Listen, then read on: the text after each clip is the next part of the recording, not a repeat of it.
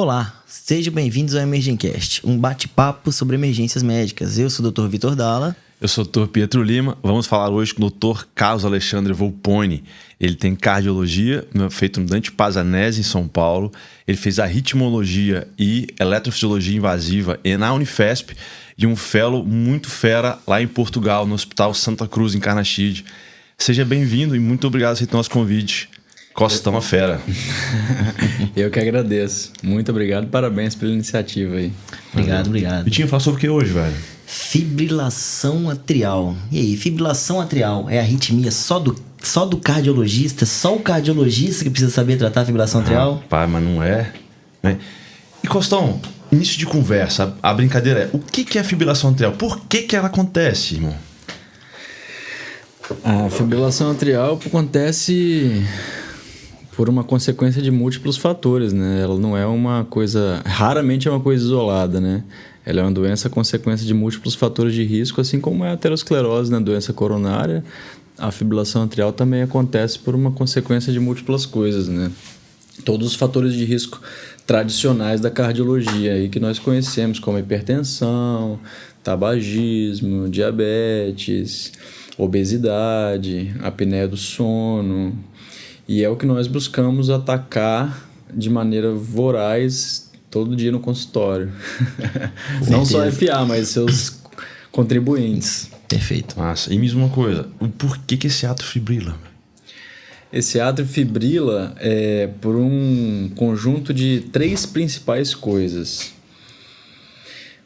Por um substrato de um átrio doente, aquele átrio que tem aqueles miócitos com condução elétrica perfeita, que a gente chama de conexina, né? Que são as células que permitem uma condução elétrica perfeita no átrio.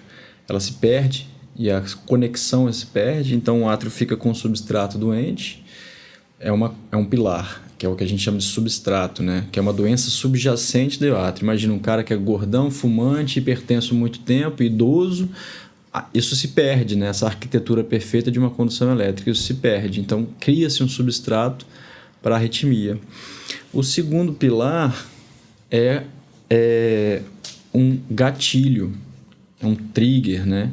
Que é uma extrasístole. Geralmente, a gente já descobriu que vem de uma veia pulmonar, né? Que são as veias que entram do pulmão para o átrio esquerdo e lá de dentro dá uma rajada para dentro desse átrio doente e aquilo faz o ato fibrilar. Pronto, são os principais. E o terceiro braço são os fatores chamados moduladores, principalmente, que são o sistema nervoso autônomo, né? Isso acontece principalmente para causar a fibrilação atrial e forma-se esse triângulo, né, que a gente chama de triângulo de Colmel, que ele se interage entre esses fatores e acaba acontecendo a fibrilação atrial, né?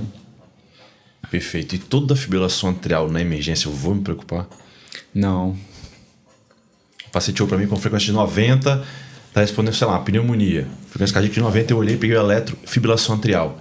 Vou me desesperar, ritmo, frequência... Bom, acho que vocês trouxeram um tema muito comum, né, para todo médico, não só cardiologista, para todo médico, que é a arritmia cardíaca mais comum da população. E eu acho que a gente tem que ser muito prático, né, nessas horas, e você foi feliz aí na sua frase. Quando eu vou me preocupar, né? Quando eu vou reverter ela ou não, né? Quando eu vou deixar ela quieta ou quando eu vou mexer nela, né?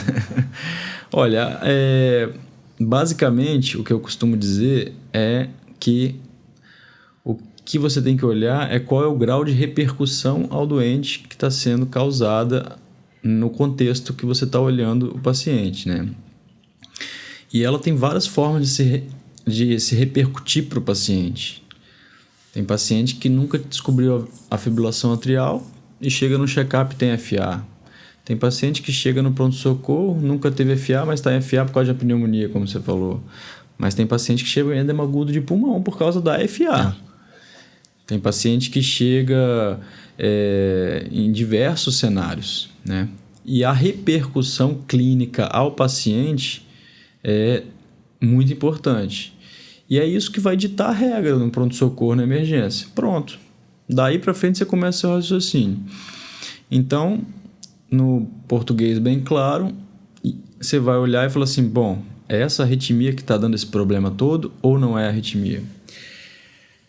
Primeira, e é isso que talvez às vezes é fácil de responder e às vezes não é fácil de responder. Então, um paciente às vezes chega com o coração batendo a 90 de forma irregular e às vezes não está causando nada ao doente. Ou então o cara chega batendo a 150, mas está num edema agudo de pulmão.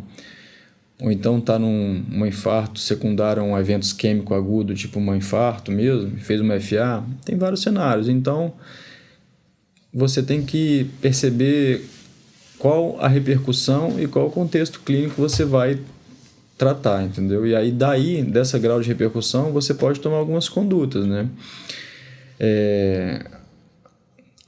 Vamos do máximo para o mínimo. O que é o máximo? O máximo seria a pior repercussão de uma FA a um doente. Seria um paciente que a gente chama de instável, né? Se você olhar para os algoritmos, o que seria um instável? Então, para a galera que está ouvindo, é bom a gente destrinchar essas coisas, porque quando você está lá no pronto-socorro e nunca viu uma FA instável, é meio estranho, né? Então, é um ritmo irregular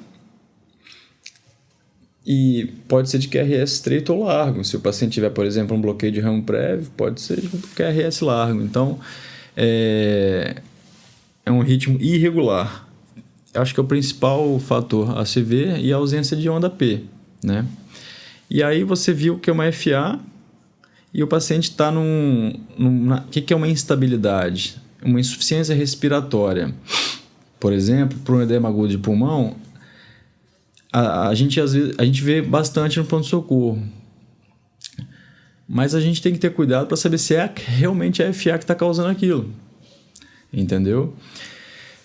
E às vezes não é fácil saber se ela é causa ou consequência. Sim. Entendeu? Então é muito fácil você ler no livro FA instável cardioverte.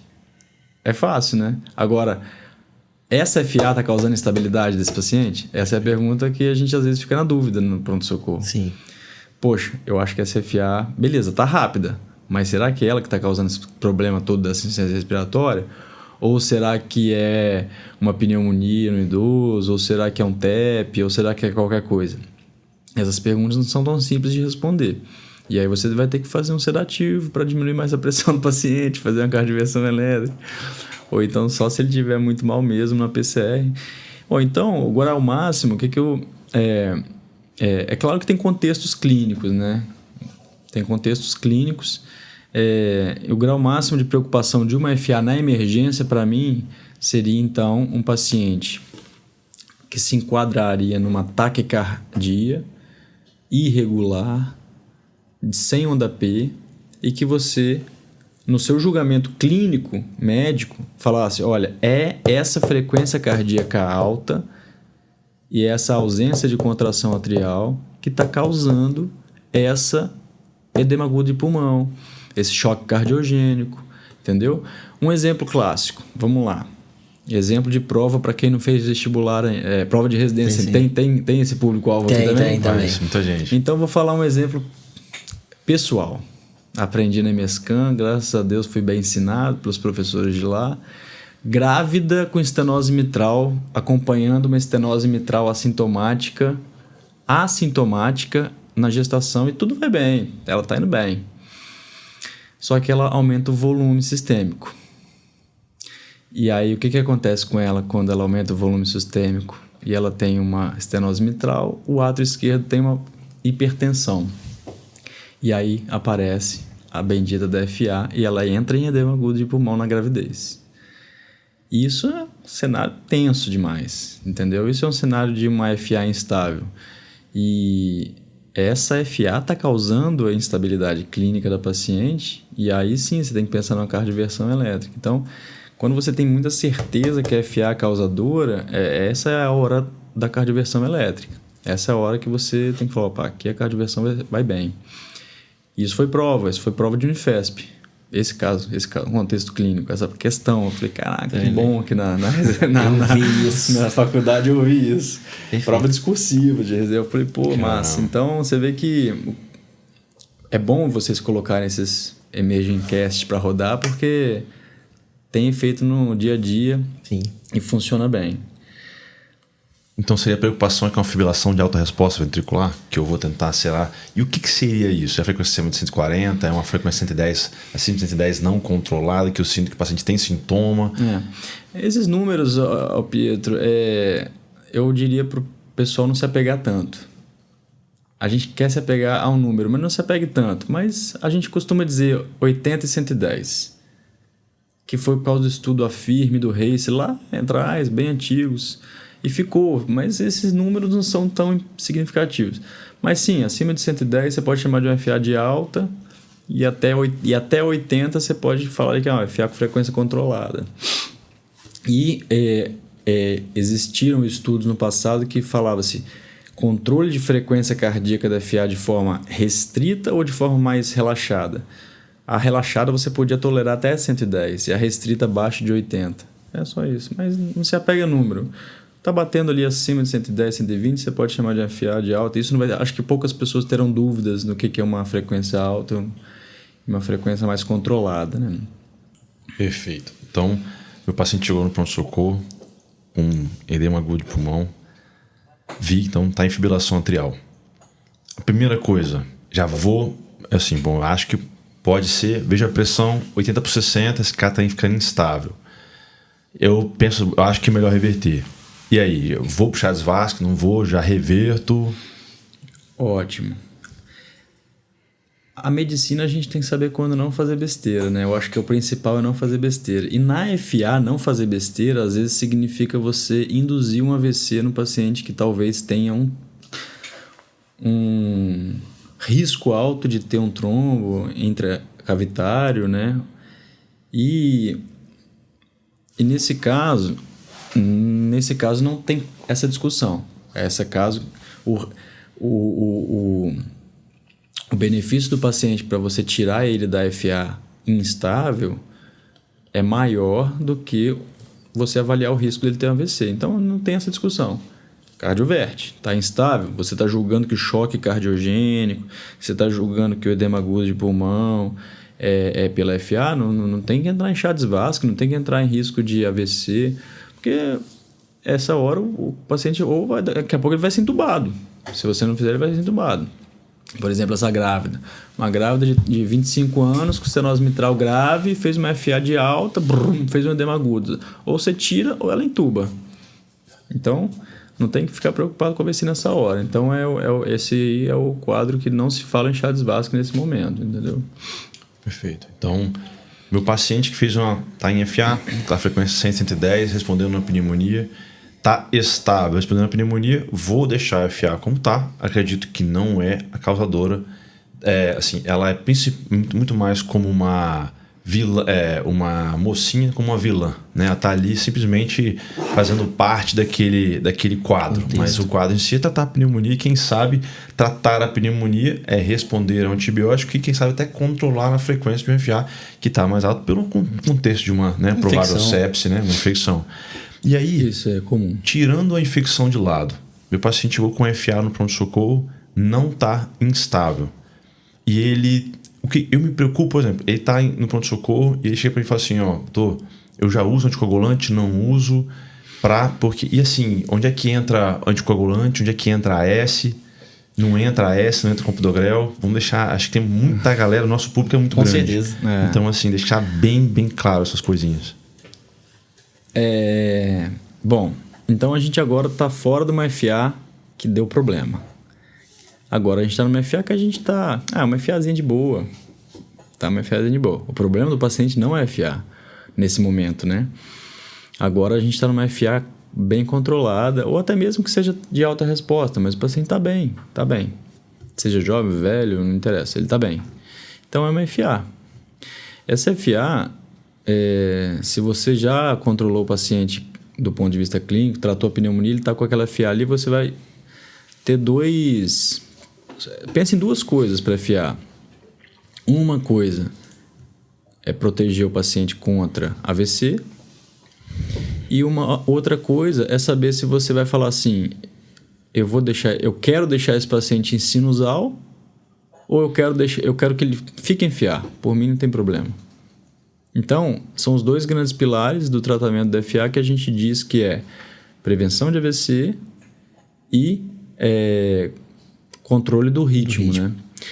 Eu não vou falar dos fatores de risco, porque o foco é emergência, né? Sim. Mas a gente tem que focar, claro, como eu falei no começo da aula, nos fatores de risco que são os causadores. Mas a gente está aqui já lá na frente, né? A gente está naquele paciente que a gente não consegue intervir nisso nesse momento. O cara chega com um cara de 130 quilos, você fala, tem que emagrecer no PS, é complicado. É complicado, já passou um pouquinho do tempo. Então, vamos lá, vou me colocar num cenário do PS e o paciente chegou para mim e eu tratei o quadro dele e aí a primeira pergunta, e aí, já anticoagula, já não anticoagula, né? Vamos primeiro para aquele braço da prevenção do AVC, né?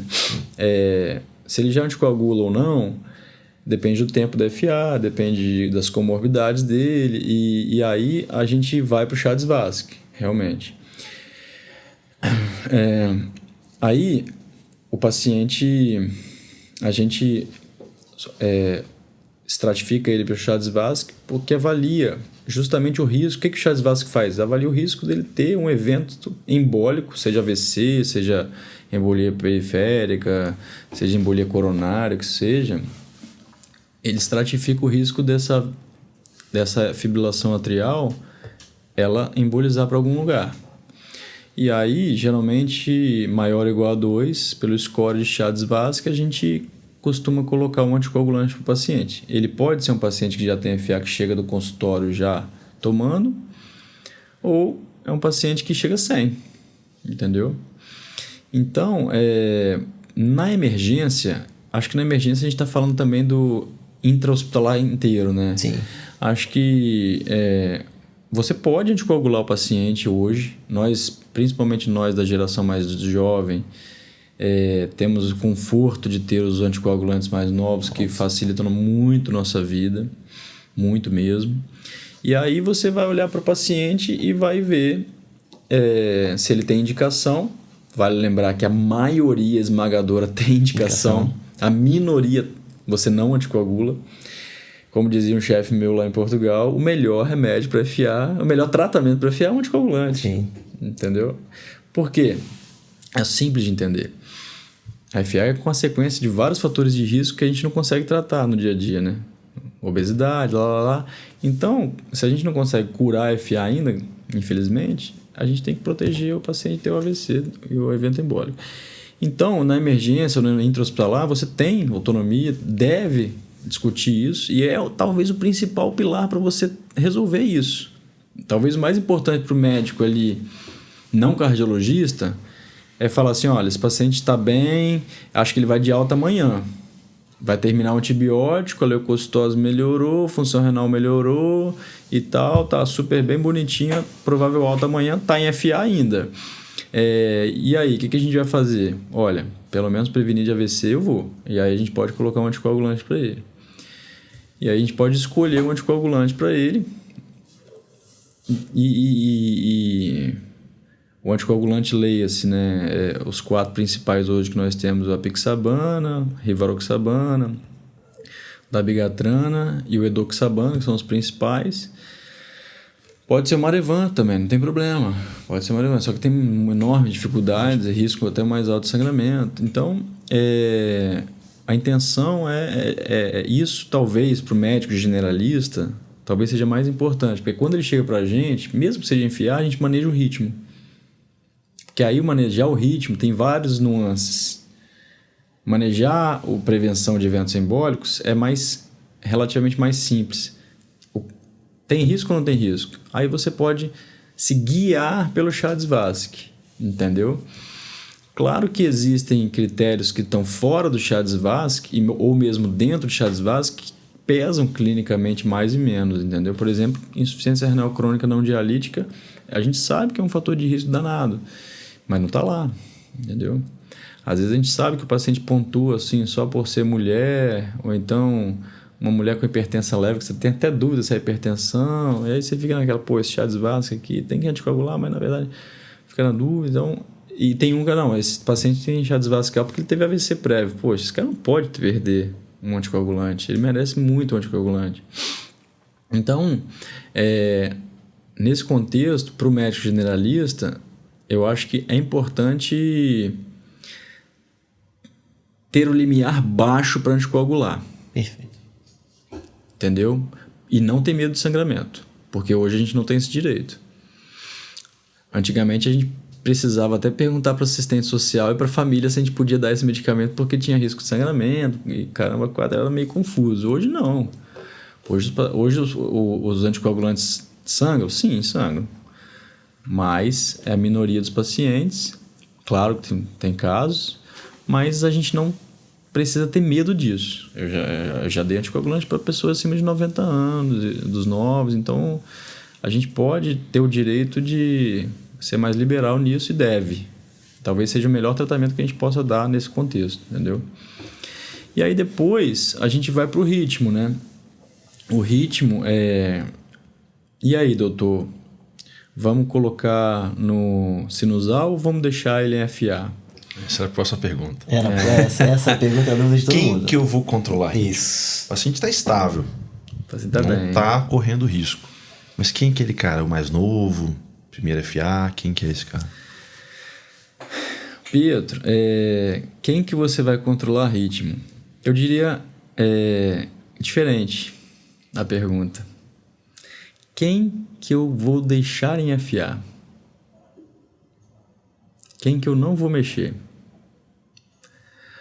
Porque hoje já tem muitas... A noção e o conhecimento de FA aumentou muito e a gente sabe que os impactos são muito significativos. De prognóstico também, mortalidade. A FA é um marcador de mortalidade. A gente sabe que se olharmos para pacientes que no desenrolar do desfecho da doença desenvolve FA, é um marcador. Porque é simples de entender. É um marcador consequência de vários problemas que desencadeiam FA. Então, quem é aquele que eu não vou manter em sinusal? Esse cara deixa em FA. Esse cara deixa em FA porque...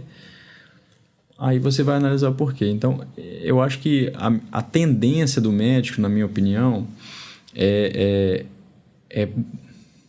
a primeira partida, buscar tentar o sinusal.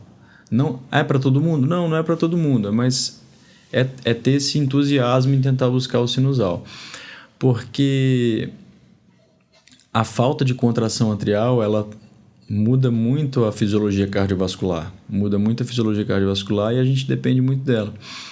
Cada paciente se manifesta de um jeito. A gente vê muito médico especialista em ecocardiograma que liga pra gente, volta e meia e fala: esse paciente destruiu a função ventricular só por causa da arritmia. Ele vai fazer um eco, o eco estava normal. Após a FA, a fração de ejeção despenca. Então, ela tem um impacto grande. Então, a gente vê que a fibrilação atrial ela tem um impacto significativo e os últimos estudos tiveram estudos que mostraram impacto em mortalidade, principalmente em pacientes desse jeito, pacientes com ICC grave, com uma FA, contribuindo para deprimir a fração de ejeção. A FA piora a ICC. Se você tira ele da FA, melhora a mortalidade. A gente tem estudos falando isso, que o mais recente foi o Castle. Então, eu diria para a pergunta ser um pouco diferente, porque é para quem eu abandonaria o ritmo do paciente. Para quem eu vou falar assim, esse eu vou deixar de lado. Então, essa eu acho que tem que ser a pergunta. Porque a geração mais antiga de médicos viveu a época do AFIRME e do RACE, que foram estudos que não conseguiram mostrar a diferença de mortalidade para deixar o paciente em FA ou sinusal. Mas tem tanta...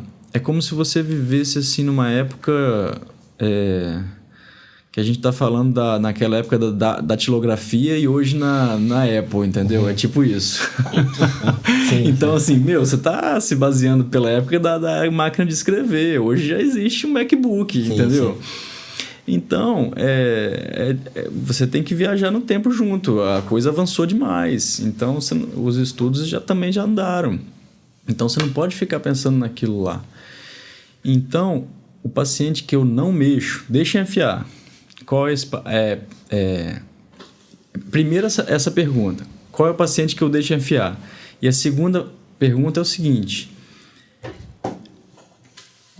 Eu posso deixar enfiar agora na emergência, mas eu posso dar uma cartinha para o cardiologista falando, doutor, encaminho para o senhor reverter para sinusal. Não tem problema, porque o que acontece? Mesmo que você decida que você quer trazer ele para sinusal, não precisa ser hoje. Pode ser semana que vem, ou daqui a 2 semanas, ou daqui a 1 mês. Às vezes vai enfiar que o paciente está controlando bem, está indo bem, como você falou, o paciente está bem. Tranquilo, estou só controlando a frequência. E, aliás, eu quero abrir um parênteses aqui, que na emergência, a principal conduta é manter o controle de frequência para o paciente que está bem e anticoagular. Por quê? Porque existem várias nuances para saber se tem risco ou não de ter o trombo. Às vezes o átrio é grande, você não sabe quanto tempo tem aquela FA de verdade. É difícil você saber se ela é uma FA de longa data ou não. Então, na maioria das vezes, acredite que possa ter um trombo ali dentro. Vai ser mais seguro para o paciente. Mas isso não significa que você vai abandonar ele em FA para sempre. Então, o que seria essa decisão de controle do ritmo? Quais são aquele paciente que eu deixaria em FA? É aquele paciente muito idoso, átrio enorme, já tentou se reverter e não conseguiu, ou conseguiu e voltou rápido. FA com pouca repercussão clínica ao doente. Um cara vozinho de 8, 90 anos, fica em casa vendo televisão, está em FA, assintomático. Não sente nada, tá bem, o átrio dele é enorme. Poxa, talvez não seja necessário reverter essa FA. Agora, diferente, vamos pensar. Não, doutor, a minha mãe, ela é uma senhora de 80 anos, mas ela é ativa. Ela ela varre a casa toda, ela limpa, ela faz tudo. Só que, olha, tem 1 mês que ela tá cansada e não vai na padaria. Ela fala que ela não vai na padaria porque ela está cansada. E aí você vai ver, pesquisa coisa, era só FA, batendo rápido lá. Aí você tira a FA dela, ela volta a ter uma vida mais ativa. Isso acontece também. Então, eu acho que a gente tem que abandonar a FA, o paciente FA, quando a repercussão clínica é pequena ao paciente e quando a chance de você deixar ele em sinusal é baixa. Entendeu? Então, esse é o paciente. O resto, se você julga ser um paciente que você vai conseguir manter ele em sinusal por um tempo relativamente longo, ou seja, acima de 1 ano pelo menos, e que aquela FA está causando muita repercussão ao paciente, cara, vai atrás da sinusal para ele. Vai atrás da sinusal para ele. É julgamento de bom senso, sabe? E aí, o que são as variáveis que entram para você ver isso? Tamanho de átrio esquerdo, tempo da fibrilação atrial. Pouca gente dá importância a isso. Se o paciente tem 1 ano ou mais persistentemente em FA, começa a ficar difícil para botar ele em sinusal. Então, pacientes com tempo muito prolongado em FA, aquilo ali piora o substrato da FA e o paciente fica mais difícil da gente voltar ele para sinusal. Paciente muito obeso, nossa, é complicado, muito obeso. Apneia do sono descontrolada, hipertensão descontrolada. Então, esses pacientes, você tem que controlar todos os fatores de risco para você... Então a pergunta é um pouquinho mais complexa do que parece. Então, e foge da emergência às vezes. Porque imagina, o Pietro e o Vitão estão lá na emergência, o paciente chegou com pneumonia, vocês trataram, passou 5 dias internado, está em FA, não está em anticoagulante. E está em FA, mas está bem, batendo 90, 80, 90, está bem. Aí você fala assim, anticoagulante ele vai tomar. É um idoso, tem hipertensão e diabetes. Toma aqui o seu anticoagulante. Exceto contraindicações, claro. O controle do ritmo, o que é a minha sugestão? para o médico que está ouvindo hoje é o seguinte: você pode reverter para sinusal se você achar que deve reverter? Pode. Mas o melhor de tudo é você estar respaldado com eco esofágico. Nem sempre é fácil de ter isso. E você também nem sempre é obrigatório reverter essa FA. Eu não lembro a data agora, mas teve até estudo no New England que comparou reverter e não reverter. Mas tem que ter muito cuidado com esses estudos, porque o cara fala assim, reverter e não reverter, o desfecho é igual. Cara, mas isso não significa que daqui uma semana, um mês, um ano, você não vai atrás dessa FA. Tem que alguém ir atrás dessa FA pro cara botar em sinusal, porque às vezes se você mantém o cara em FA, o paciente piora o desfecho a longo prazo.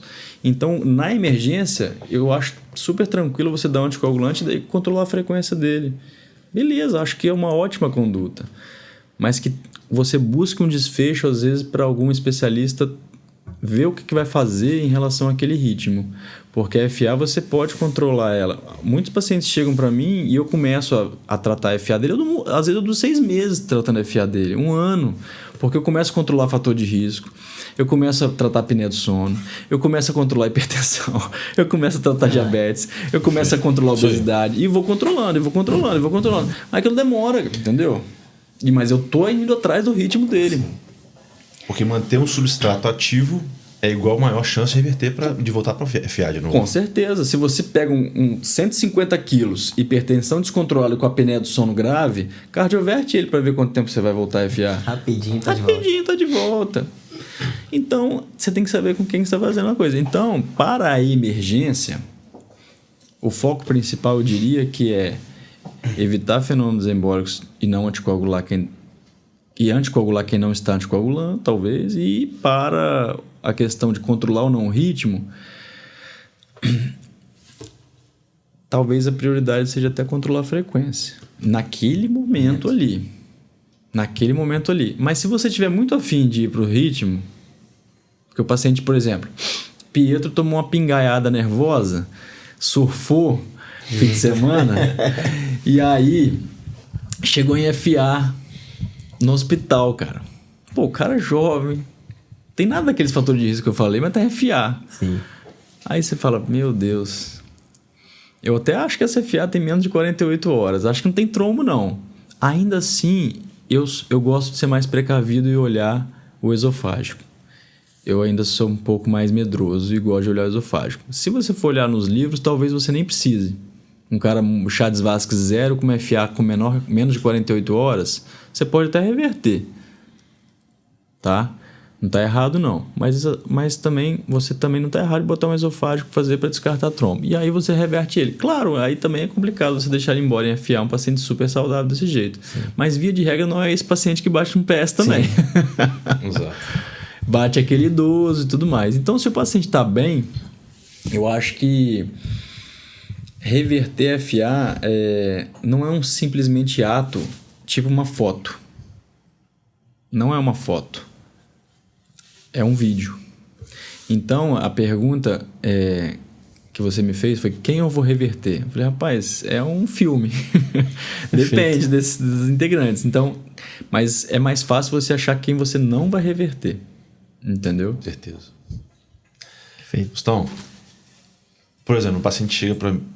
Estou na emergência, tô paciente com palpitação, começou agora. Palpitação, nunca... Palpitação. Eu chego, camarada, já sentiu isso antes? Doutor, nunca senti isso na minha vida. Qual é esse paciente? Fala quem é o paciente, qual a idade, qual a idade. 50 anos de idade, só hipertenso. Hipertenso controlado. Toma losartana de manhã cedo, pressãozinha para 12/8. Pedala todo dia? Pedala todo dia, tranquilo. Shape 40. Shape 40. Fala, o paciente chegou agora, começou a palpitar. Agora. E aí fala, mas eu não tenho eletro prévio, eu não tenho nada, é só palpitação. Ótima pergunta. Eu vou te responder com um caso clínico do meu consultório. Um paciente parecido com esse, para não falar igual, que ele falou assim, doutor, eu tô vindo aqui encaminhado porque eu saí do hospital semana passada e eu tive um AVC. Então você vê que medicina é diferente. Eu nem acreditei que ele falou que teve um AVC, mas ele me mostrou a tomografia. Ele me mostrou a tomografia com laudo do AVC pequeno. Mas foi um AVC pequeno, graças a Deus foi pequeno, mas foi um AVC. que eu quero dizer com isso? Chades Vasque 0 também faz AVC às vezes. Score de risco não é água benta e certeza total, não. Absoluta. Você é médico. Você tem que fazer a leitura muito além do guideline. Entendeu? Então, a sua resposta que você quer é falar assim, não, esse cara é FA, Chades Vasque menor que 2, menor que 48 horas, amiodarona em manutenção ou cardioversão elétrica. Essa é a resposta basal. Tá errado fazer isso? Nem tanto, tá errado. Mas você tá acreditando no subjetivismo de um FA do sintoma. No subjetivismo de um FA no sintoma. Então, o cara tá com palpitação, igual você falou, começou tem 12... No almoço, chegou de noite, começou no almoço. Depois do almoço, o cara nunca sentiu aquilo, você botou a mão no pulso, é FA, fez o eletro, é FA. O cara é Chades Vasque 0. Você tá autorizado a cardioverter. Não tá errado cardioverter. Acho que deve cardioverter. Minha conduta seria cardioversão até mesmo na emergência. Mas eu seria um pouco mais cauteloso e colocaria um eco esofágico junto, entendeu? Porque se você fizer o seguinte, Pietro, falar assim, poxa, cara, eu não tenho eco esofágico aqui, isso vai me dar um trabalhão, o paciente está muito bem para internar, eu não tenho vaga. Rapaz, não tem problema você dar alta para esse paciente, anticoagulado, controlando a frequência com beta-bloqueador, manda para um cardiologista, o cardiologista vai pedir um eco esofágico e ele vai no pronto-socorro fazer a cardioversão com eco esofágico, entendeu? Também é essa opção.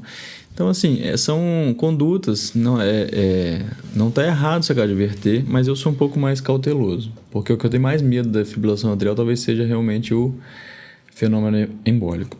Então,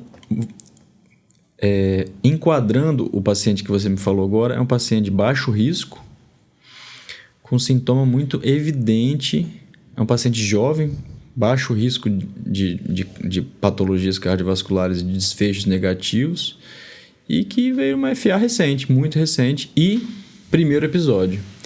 Pelos guidelines, esse aí é o único que você fica tranquilo. É o único não, é um dos poucos que você fica tranquilo em cardioverter no pronto-socorro, entendeu?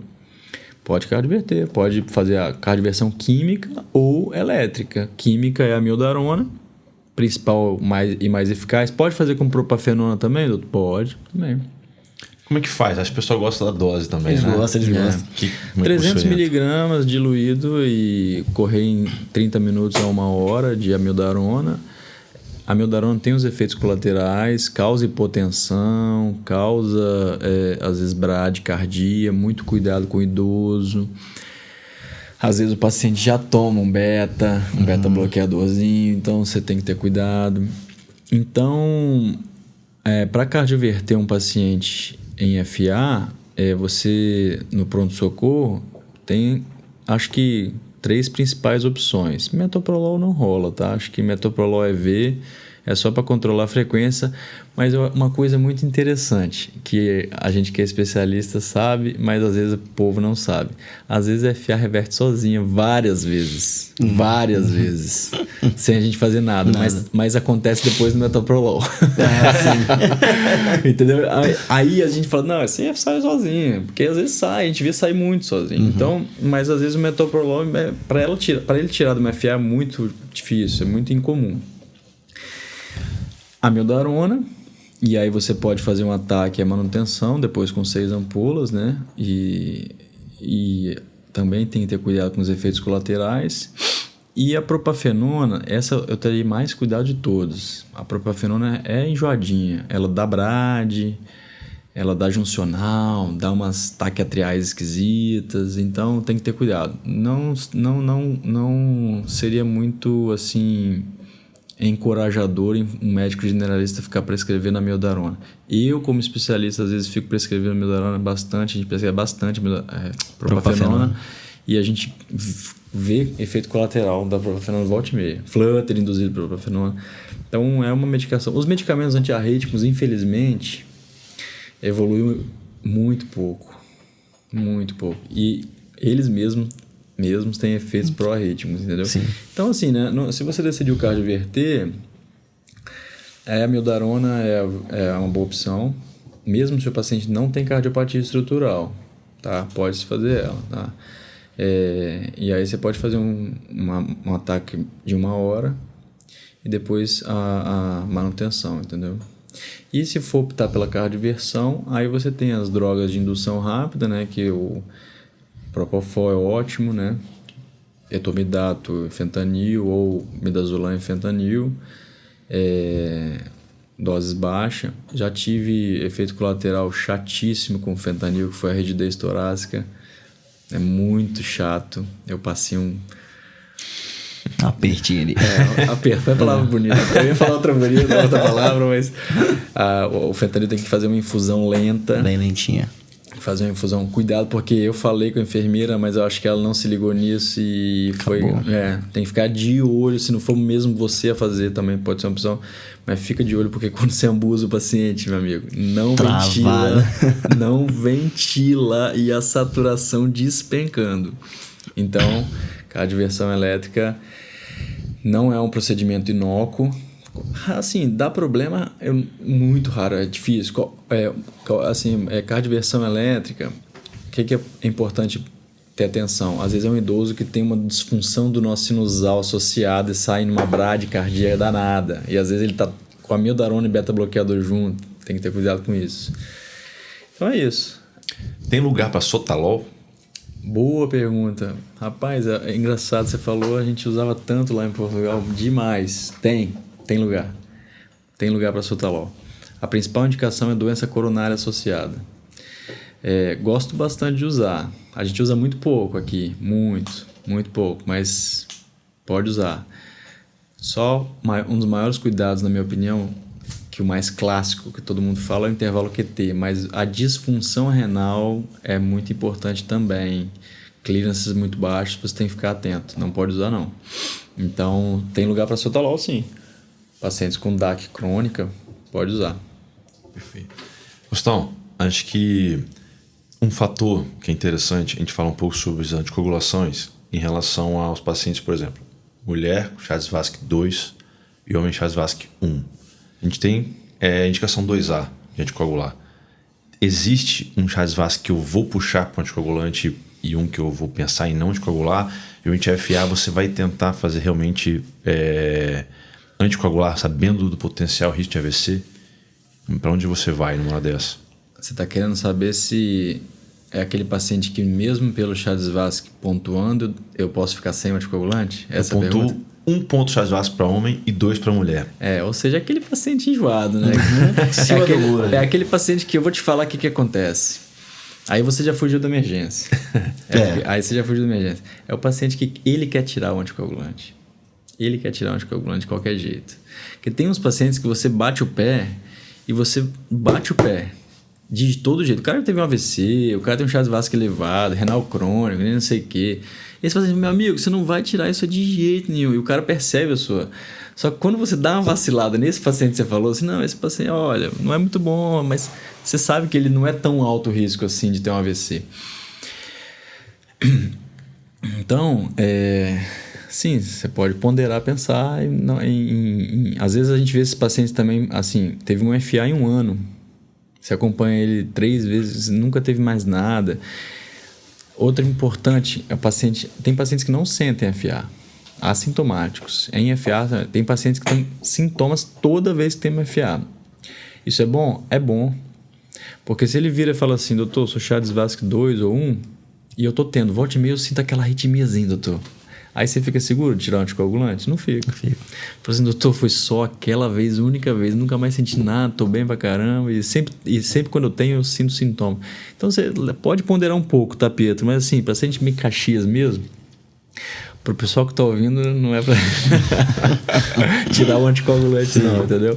Mas a gente pode ser um pouco mais frouxinho, assim, permissivo nesse tipo de paciente, entendeu? Mas é aquilo que eu te falei, cara. A FA nada mais é do que uma consequência. Então, se você está vendo que os fatores de risco estão completamente descontrolados, sua mão pesa mais para deixar o anticoagulante. Se você está vendo que o paciente está super bem, pesa um pouco menos, entendeu? Então, a gente já sabe que é o seguinte, a FA paroxística é aquela que começa e termina até 7 dias do início, seja revertendo sozinha ou por causada pelo médico, né? Uma cardioversão elétrica ou cardioversão química. Tinha esse costume de fazer FA crônica. Graças a Deus isso saiu. E aí como é que foi agora? Eu não falo de FA crônica, isso agora caiu muito por terra. E como é que eu faço então esse paciente que eu vou deixar em FA? E aí, esse cara FA vai para onde agora? É persistente? É permanente? Classifica... A antiga FA crônica hoje é chamada de permanente.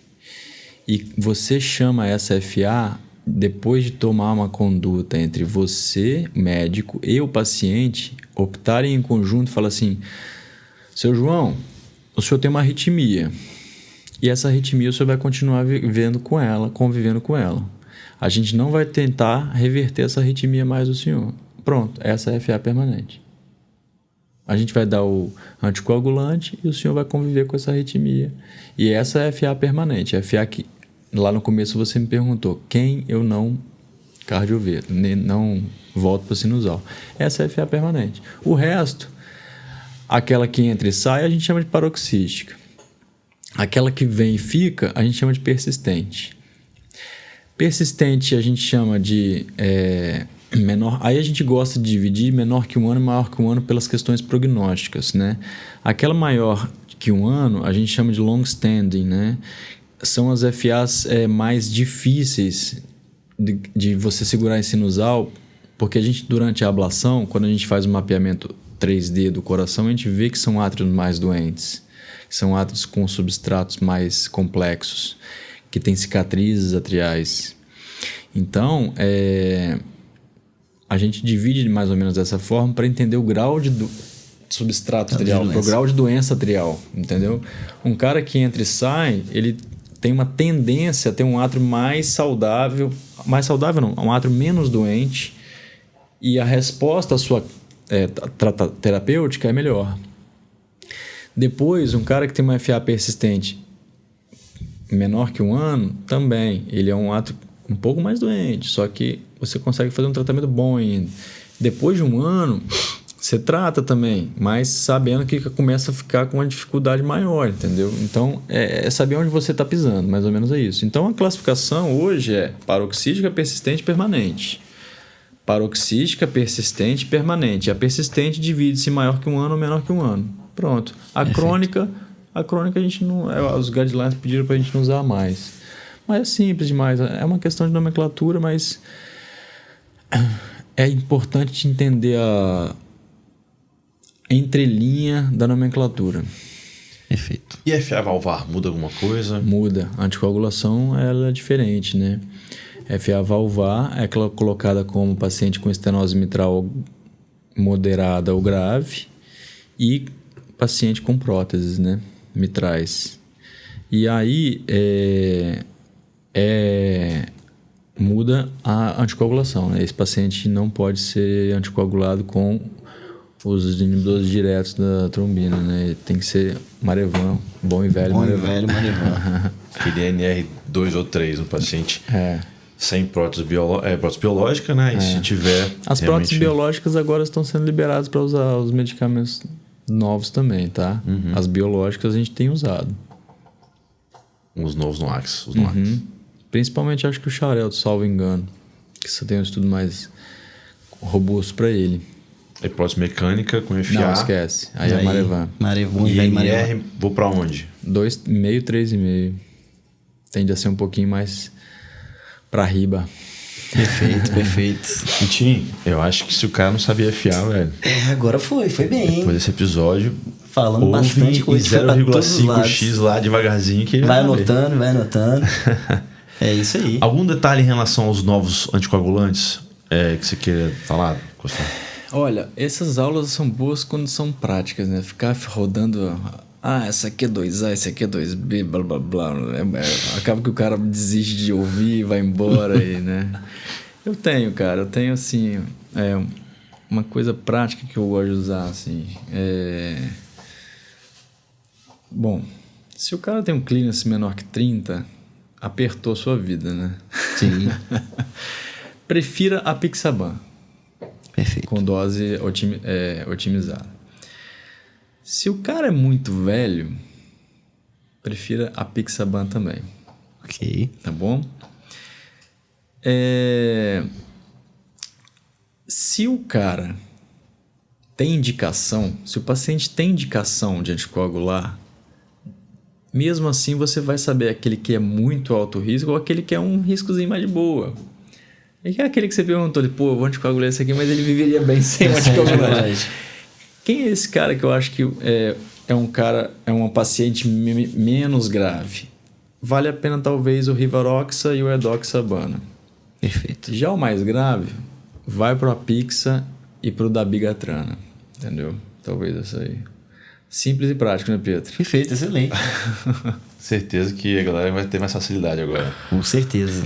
Costão, alguma coisa de final aí, de mensagem que você possa deixar pra galera que tava com medo de FA e não tem mais?